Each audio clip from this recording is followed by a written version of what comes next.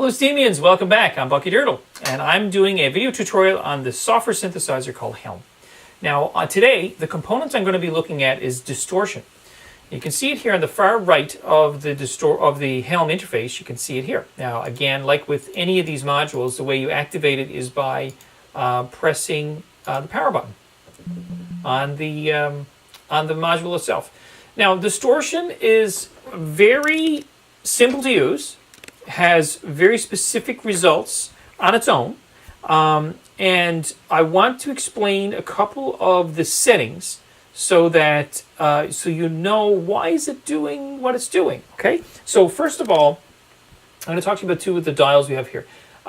Just like on delay, reverb, and many other controls, mix is the mixture of the original sound that you've created, your patch from your oscillators, and the new affected sound. Okay, so when it's right down the center, like here, it's an equal mix, half and half. When it's all the way off, all you're hearing is the original sound from your oscillators. And when you go all the way over to the top of mix, 100%, then you are hearing only the affected sound from the distortion unit, none of the original sound any longer. Okay. Now, the next dial we have is drive. Now, drive is the intensity of the effect, okay? So you can hear. Now, that's just it. It's the intensity of the effect. So the more you dial it up, the more distortion effect you're going to see. Now, over here on the far left of the distortion window, we have a few options. Now, we have 4. And these are the types of distortion that we're able to create. And this is what I want to talk to you about. And in order to explain this, I'm going to draw your attention to the oscillator in the middle of the top of your screen. Now, I have right now in oscillator number 1, I've got a sine wave. And I've got my volume slider in the middle. I have all the other sound producers, oscillator 2, sub, and noise off. So all we're hearing is a sine wave. Now, if I turn up with soft clip, okay, first of all, soft clip. What happens with this one is, as I drive it up, when it reaches the clip, now clip is where it would normally distort, okay? If your microphone is too loud and it cracks, that's clipping. So clipping is a point where it will not distort in a good way, it will distort in a bad way. It will make just cracked up noise. We don't want that ever, really. I should say ever. We rarely want that. So if I push the oscillator, you can see that the note gets higher and higher, and when it reaches the top where it's about to clip, it rounds it off. It keeps the sound wave, instead of letting the top of the sound wave curve exceed and go into the clipping range, it rounds it off. So it rounds the shape off so that it doesn't clip, but you can see the edges of the sound wave are kept rounded. You see that? Now, let's try hard clip, and you can see the difference. You see that? It doesn't round off the edges of the sound wave any longer. It keeps them hard. So wherever it reaches the level where it's about to clip, it just stops it. It stops the sound from exceeding that. So it gives you a hard clip. You can hear the more harmonics, more overtones, more harmonics in that one. Turns it almost into a square wave. You see that? It almost turns into a square wave, because if we listen to a square wave over here, it sounds very similar to what we were just hearing. Hard clip. Okay, next one, linear fold. Now with linear fold, you can see when it reaches the clipping point, it folds the wave back in on itself. Okay?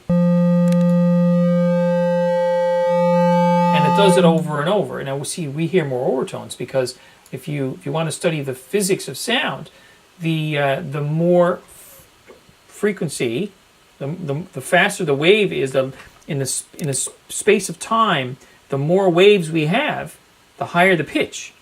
So if we have a lot of little tiny waves, the pitch is going to be quite high. If we have slow moving waves in that time period, the sound is going to be quite low. So right now, when we have a certain pitch, like I'm playing an F, if we hit that one, you can hear the overtones come in. These are higher pitches. And then if I keep it going, see, it does it again and again. So it folds in on itself, and it folds in a harsh way. So the edge, because there's an edge to it, it makes it sound harsh. It makes it sound like overtone, ringing kind of sound. Okay, that's linear fold. Now the last one is sine fold. I'll go back to my F.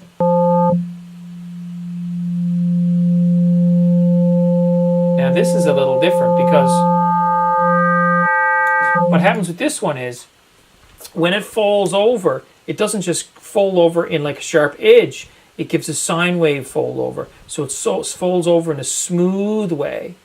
So the sound wave no longer has that sharp edge you can hear in it, that boxy kind of edge to it, a harmonic. It folds over the sound much more gentle way, a sine wave way. You see that?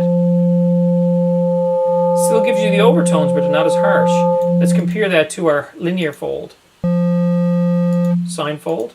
And let's listen to our hard clip. Soft clip.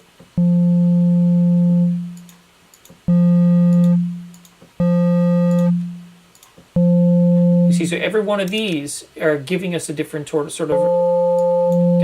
sound. So pretty cool. Now, this is a feature that is one small component that can be combined with many other components found in Helm to really give us an infinite amount of diversity in our sounds. So that's basically how distortion works. It's not a very complicated process. It's not a very complicated component. But it does give us a good feel. It gives us a good little set of options to change some of the sounds that we're hearing in our patches. I just know, just speaking to you now, I mean, sonically, I just know there are times when I do want this sound. There's times when I don't, but there's times when I do. So that's something that's a personal thing. I may want it when I'm doing a certain thing, and I may want it not when I have another thing. So it's up to you. Again, explore. This is all sandbox. You got to go in, start making things. See what happens. See if you find the sound a good use for the distortion. And the main thing is you understand how it works. And you can see that with our graph. That's why in some of these components, I kind of wish we did have a graph. I kind of wish we did have some more graphic so that we could visualize what we're hearing. Having a good oscillator is really, really important when we're making these sorts of sounds. And the oscillator in this application works nicely. I'd even like to see more. Okay, that's basically it for distortion. If you have any questions, if you want to contact me directly, you can get me in the Steemit chats. You can also get me on the PAL Discord. You might want to listen to my radio show as well. I do a radio show called Backstage with Bucky. You can see more of that on my blog. And yeah, if you got any questions, let me know directly. I'll be happy to help you. And be sure to go to the developer's website and show your support. Doing great work. Okay, thanks for seeing this today, and good luck with your music. I'll see you next time.